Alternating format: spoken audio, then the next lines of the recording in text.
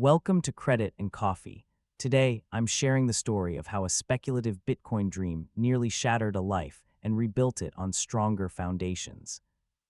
It all started with a whisper, really, a quiet murmur among colleagues, particularly in the lunchroom where hushed tones often carried snippets of the latest market gossip, then a more insistent hum from a friend who always seemed to be ahead of the curve, particularly when it came to investments and the stock market, his eyes gleaming with a kind of restless energy that I both admired and envied. He'd lean in conspiratorially, his phone screen a portal to a world I barely understood, flashing screenshots of digital wallets, numbers that seemed to multiply before my very eyes, speaking in terms of passive income and unprecedented returns that made my traditional salary, the steady income from the family business, feel like a quaint relic from another era, a horse-drawn carriage in a world of bullet trains. My own background had been steeped in the rhythms of that family business, a small but steady operation, the kind where the smell of sawdust and old paper mingled with the faint scent of brewing coffee, a place that had seen its share of ups and downs over the decades, enduring recessions and shifting consumer tastes. But nothing, absolutely nothing, prepared me for the dizzying potential he described, the kind of wealth generation that defied the slow, incremental gains I had always known. The very idea of cryptocurrencies, especially Bitcoin, felt like stepping into a science fiction novel, a leap into an unknown digital ether, yet the allure of escaping the slow, predictable grind, the constant, low-level worry about rising costs and future uncertainties, was incredibly powerful, like a siren song promising freedom from the mundane. My wife and I had always been careful with our finances, almost to a fault, managing a tight budget with the precision of a skilled artisan, ensuring our credit score remained pristine, a source of quiet pride, and meticulously chipping away at the mortgage on our modest home, a cozy three-bedroom sanctuary that felt both secure and, at times, a little small for our growing aspirations. We had a comfortable, if unspectacular, life filled with predictable routines and shared laughter over simple pleasures. But a quiet anxiety had begun to settle over me, a subtle pressure from seeing friends and their partners moving into larger homes with manicured lawns, taking exotic vacations to sun-drenched beaches, seemingly effortlessly accumulating wealth while we felt perpetually a step behind, always mindful of the burden of student loans that still lingered, a constant, low-level hum in the background of our financial planning. A reminder of past investments in education that hadn't yet paid the dividends we'd hoped for.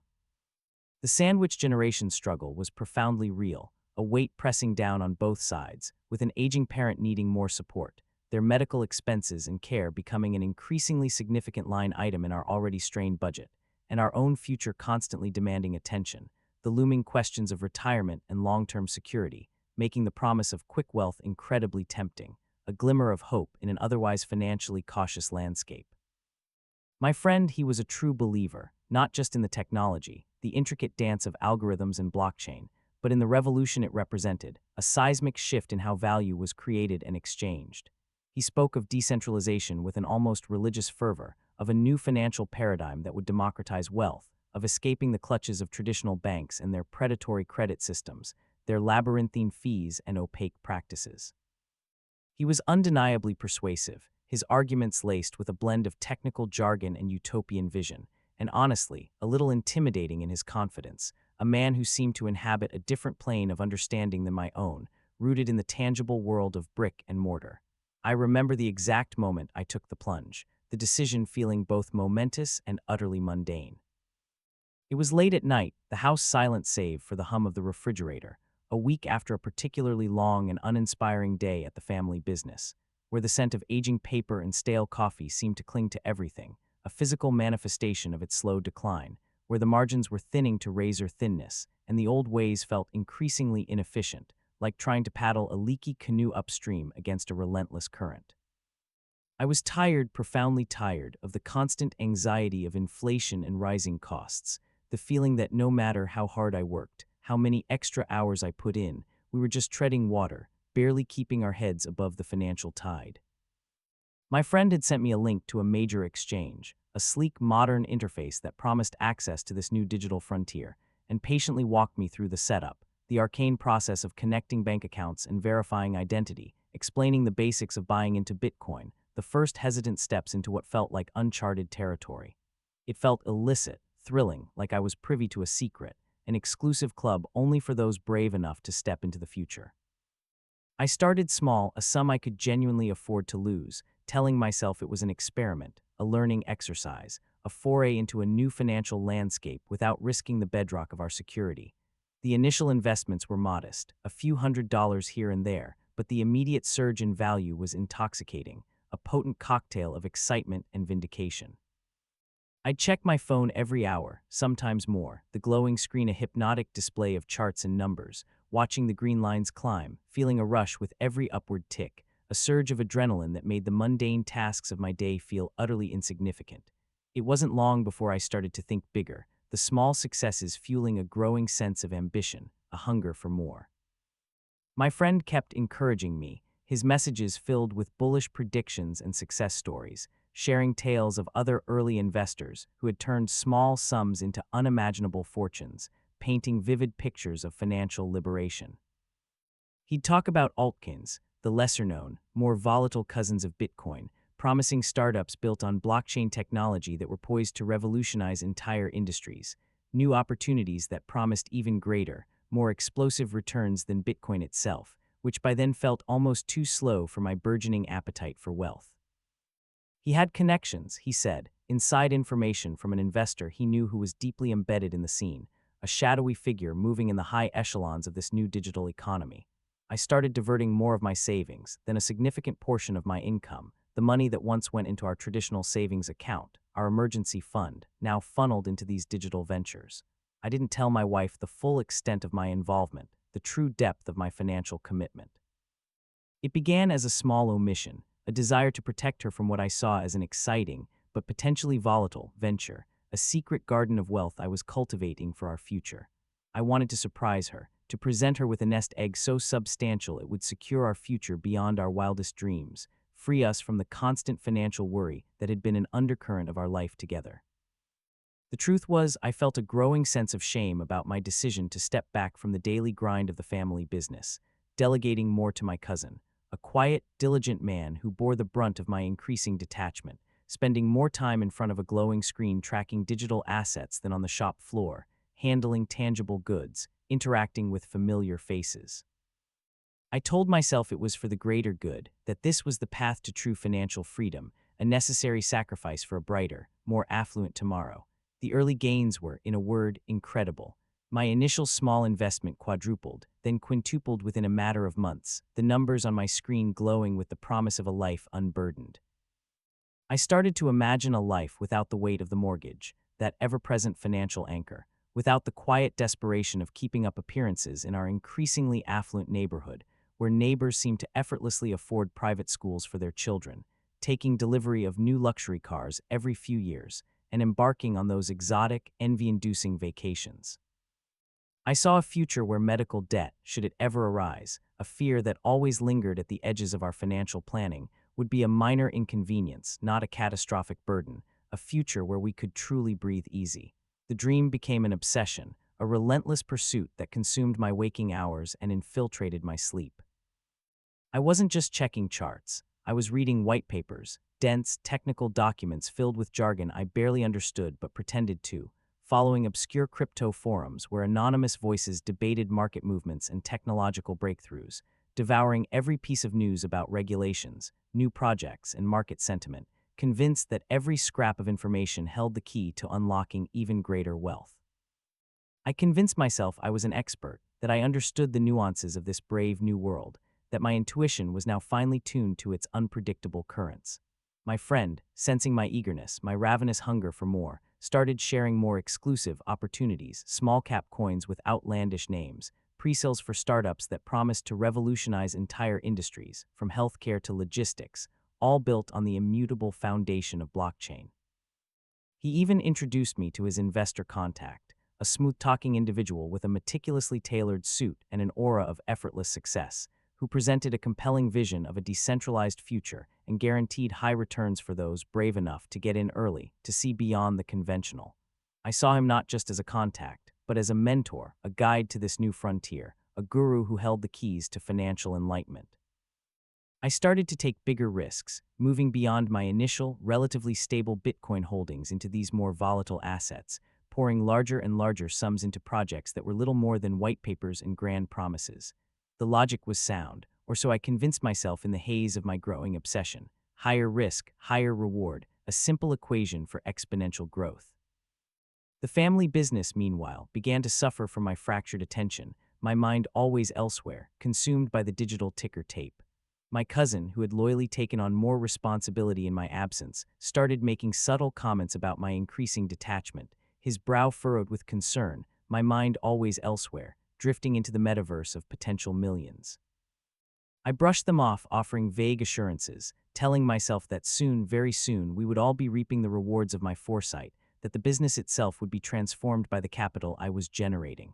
I started to experience what it meant to be house poor in a new, more ironic way. Even with staggering paper gains in my crypto portfolio, cash flow was always tight, a constant, gnawing worry. Every spare dollar, every available cent, went into new investments, chasing the next big pump, the next astronomical return. I saw the value of our digital assets fluctuate wildly, sometimes dropping by 20% or even 30% in a single day, only to rebound spectacularly the next, a heart-stopping, exhilarating dance of numbers. The emotional roller coaster was utterly exhausting, but also strangely addictive, like a high-stakes gambling game where the stakes were my entire future. It made the mundane reality of our household budget, the careful tracking of groceries and utility bills, feel utterly insignificant, a trivial concern in the face of such grand, world-changing financial movements. The marital strain began subtly, like a hairline crack in a one-sun-blemished surface. My wife, perceptive as she always was, noticed my late nights, the way my eyes were perpetually glued to my phone, the distracted air about me, a veil of preoccupation that obscured my usual presence. She'd ask about our savings, about our plans for a small home renovation we'd discussed, the new kitchen cabinets we had dreamed of, the garden shed we wanted to build. I'd offer vague reassurances, talk about long-term investments and exciting opportunities, always deflecting, always creating a smokescreen, never truly revealing the extent of my exposure, the amount of our joint savings I had quietly, unilaterally, moved into these volatile digital currencies, funds that had once been earmarked for our collective security. The guilt weighed on me, a constant, low-level thrum beneath the excitement, a discordant note in the symphony of my financial aspirations.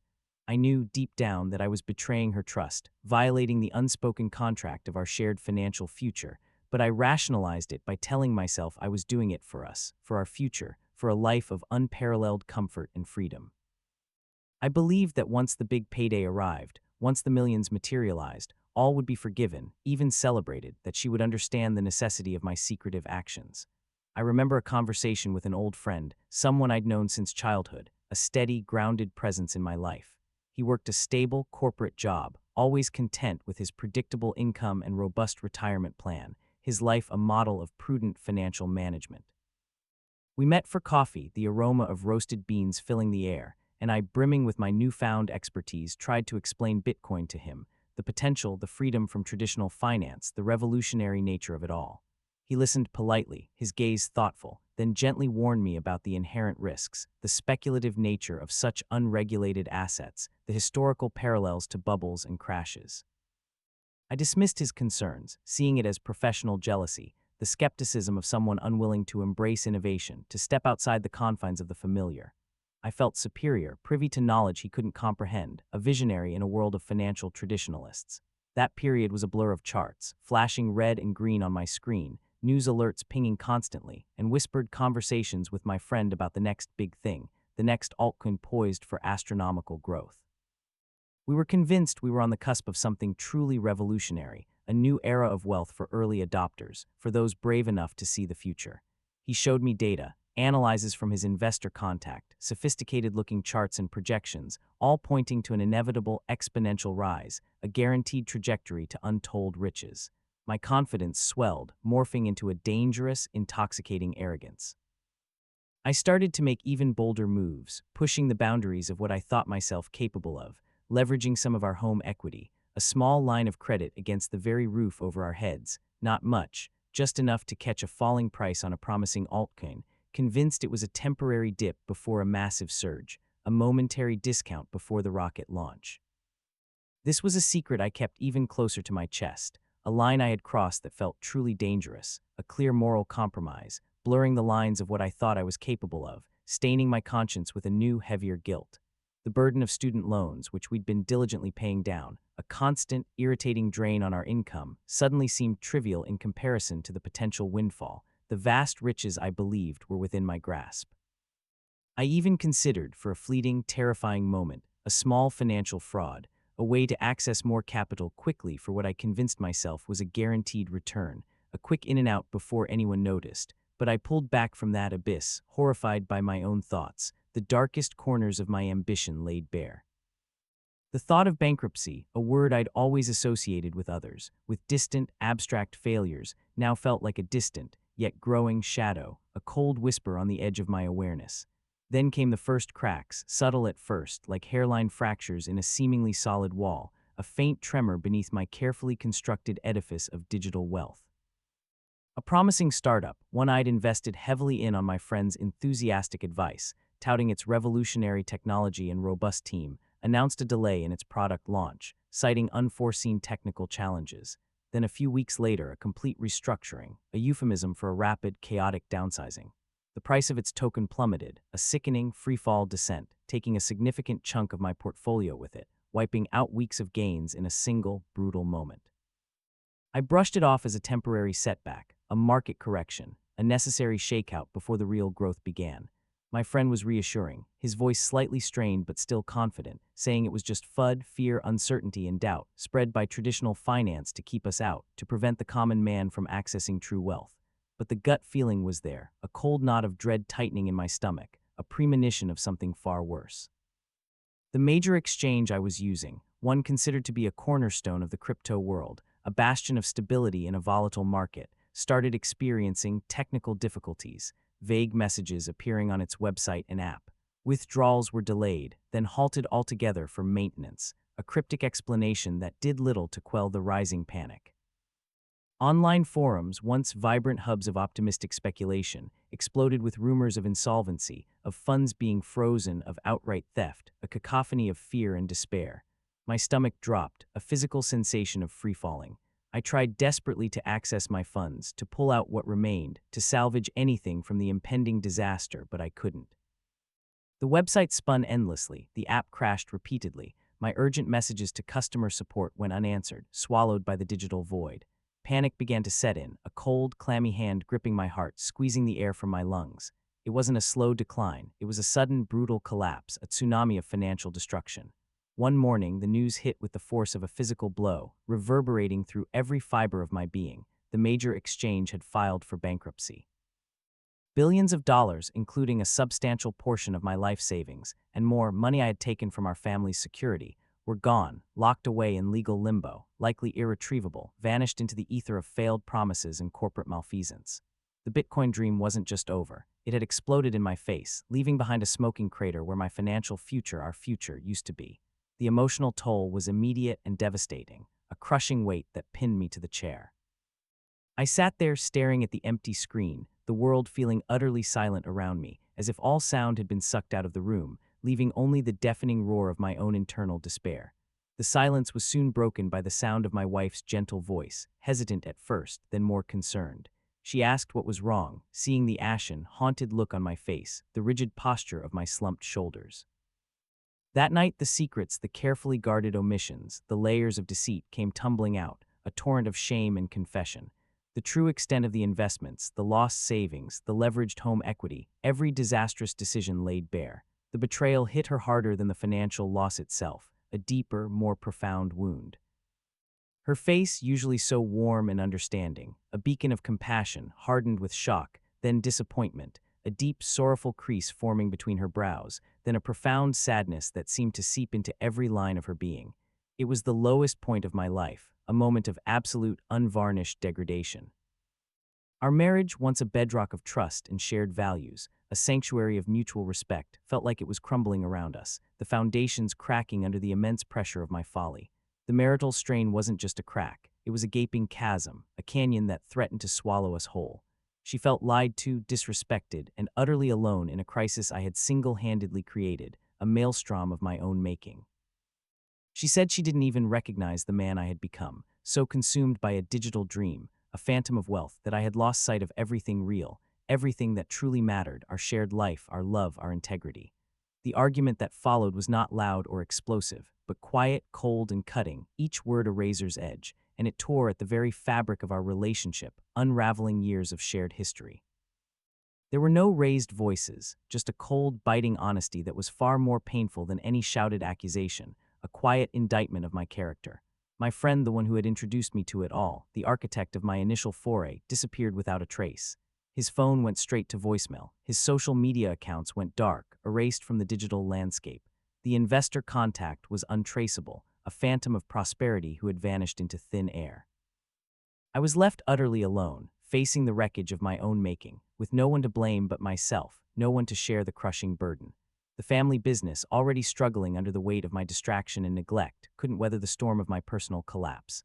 My cousin, unable to manage the increasing responsibilities and the growing financial pressure, the constant need for more capital to keep the struggling enterprise afloat, decided to move on, seeking stability elsewhere.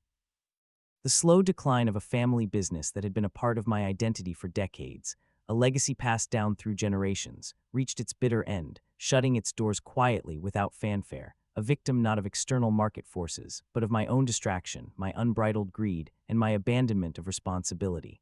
The quiet desperation of keeping up appearances in our affluent neighborhood now felt like a cruel, mocking joke. We were deeply in debt, facing the very real possibility of losing our home, the place we had poured our love and labor into, the foundation of our life. The anxiety of being house poor was replaced by the terrifying, stark reality of being just plain poor, perhaps even bankrupt, a word that now hung over us like a guillotine blade. The mortgage payments loomed large, a terrifying, constant reminder of my folly, each bill a fresh stab of regret. I considered a midlife career change, but what skills did I truly have outside the now-defunct family business and my failed crypto venture, a digital graveyard of my ambitions? My resume felt thin, irrelevant in a job market that demanded specialized skills and current experience.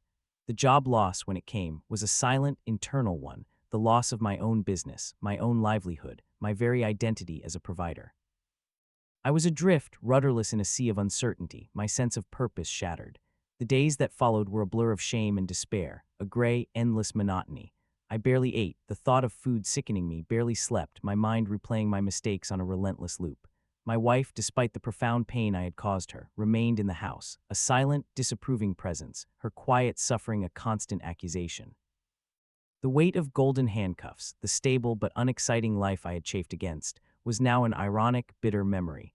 I had freed myself from that perceived prison only to plunge us into financial ruin, into a real, inescapable cage of debt and regret.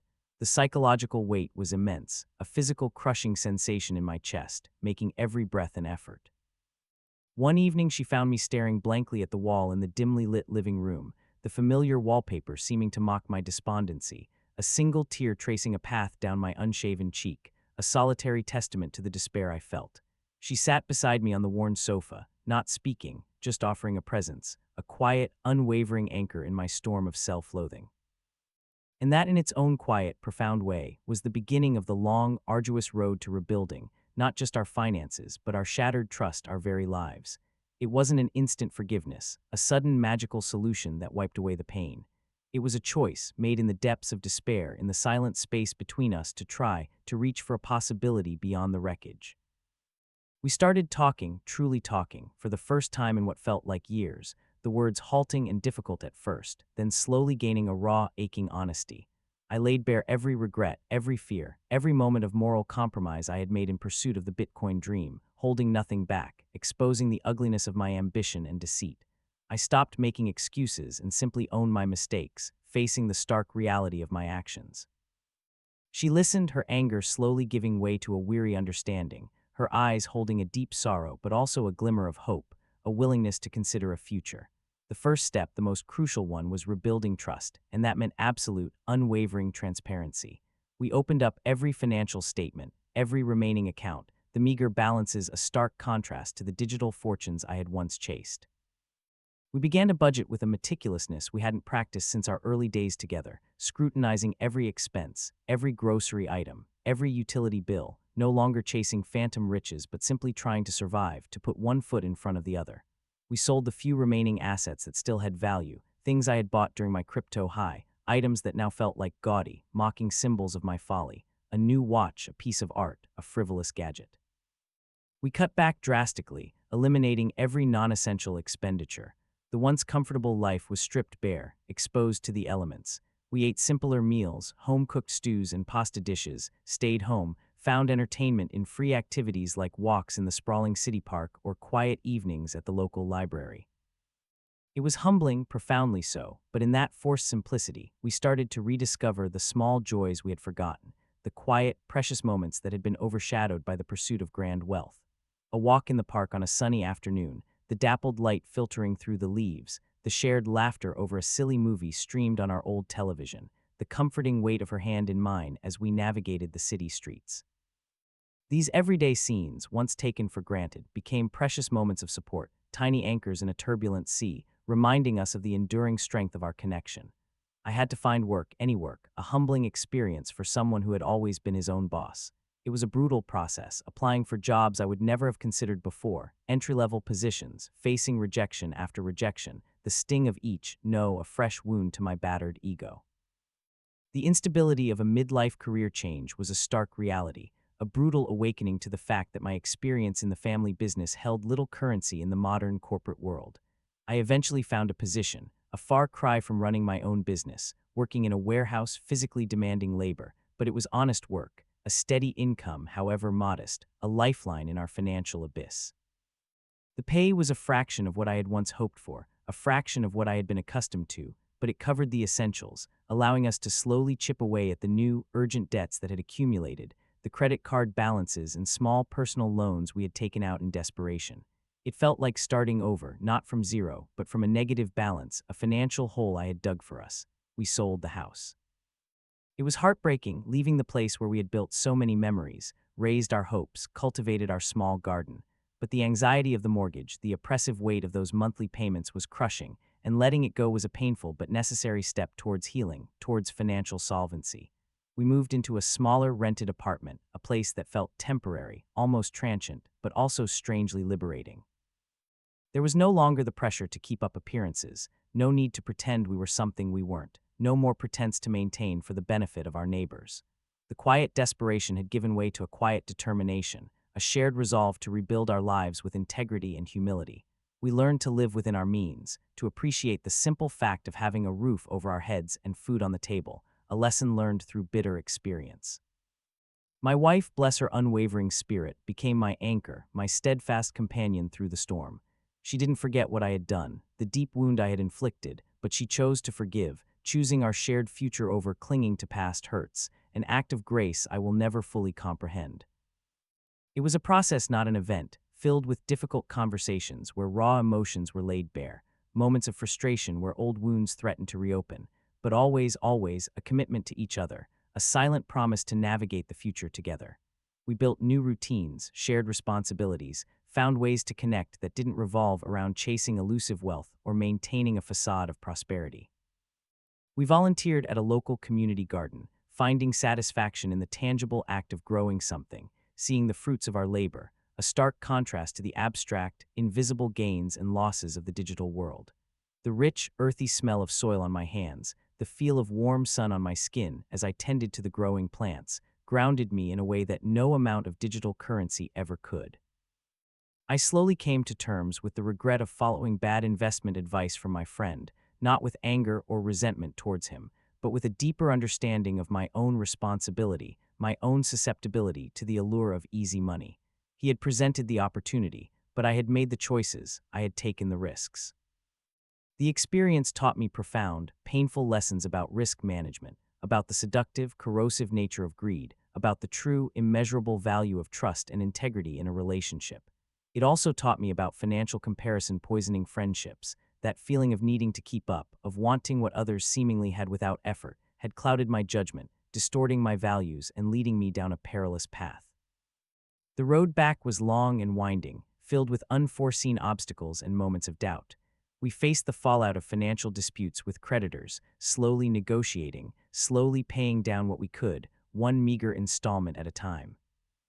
Bankruptcy loomed for a while, a terrifying specter that haunted our dreams, but through sheer perseverance and careful planning, through countless hours of filling out forms and making difficult phone calls, we managed to avoid it, though it meant years of careful financial management, of sacrificing luxuries for necessities, of constant vigilance over our budget.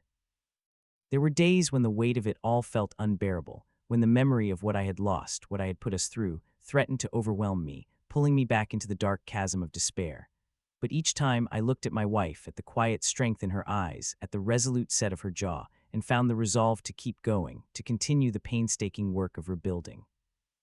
We found peace not in grand gestures or sudden windfalls, but in the mundane, the everyday, the small acts of love and support that weave the true fabric of a life. A cup of coffee shared on a quiet morning as the sun streamed through our small apartment window, a hand held during a difficult conversation about the bills, the simple joy of cooking a meal together from scratch, the comforting aroma filling our kitchen. These were the real currencies, the true investments that yielded immeasurable returns, far more valuable than any volatile digital asset. My income was steady, predictable enough, a constant flow that, while not extravagant, provided for our needs. Our budget was tight but manageable, a carefully crafted plan that ensured our survival and slow, steady progress. We were slowly, painstakingly, rebuilding our savings, albeit in traditional insured accounts, the kind that offered security over speculative growth. There was no more chasing passive income fantasies, no more illusions of overnight riches or quick wealth. The desire for excessive wealth had been replaced by a deep, abiding contentment with sufficiency, with the quiet dignity of living within our means. I learned to be grateful for what I had, not for what I could acquire, understanding that true abundance lay in appreciation, not accumulation. The old anxieties about inflation and rising costs still exist. They are an unavoidable part of modern life, but they no longer consume me, no longer dictate my every thought and action. We are prepared within our means for the uncertainties of life, understanding that true security lies not in a bulging portfolio, but in resilience, in the unbreakable bond of trust, and in the profound connection we share. The ending to this chapter of my life isn't a triumphant return to wealth, a grand financial comeback, but a warm, gently bittersweet acceptance of a life hard won, forged in the fires of adversity. I survived the crash, not just financially, but emotionally and spiritually, emerging changed, humbled, and ultimately stronger. I learned that the greatest investments are not made with money, but with time, honesty, and love. My wife and I, scarred but stronger, rebuilt our trust, brick by painstaking brick, rebuilding our shared future with patience and unwavering commitment. We are content, truly content, with what we have, with the quiet rhythm of our days. We found peace in simplicity in each other, and in the quiet certainty that some dreams, however tempting, however dazzling their promise, are not worth the price of everything. What financial decision, big or small, taught you the most profound lesson about life and priorities? Share your stories and insights in the comments below. I read every one. If this story resonated with you, please give it a like and consider sharing it with someone who might need to hear it. And for more reflections on life's unexpected journeys, subscribe to Credit and Coffee. What's one small joy you experienced this week that money couldn't buy?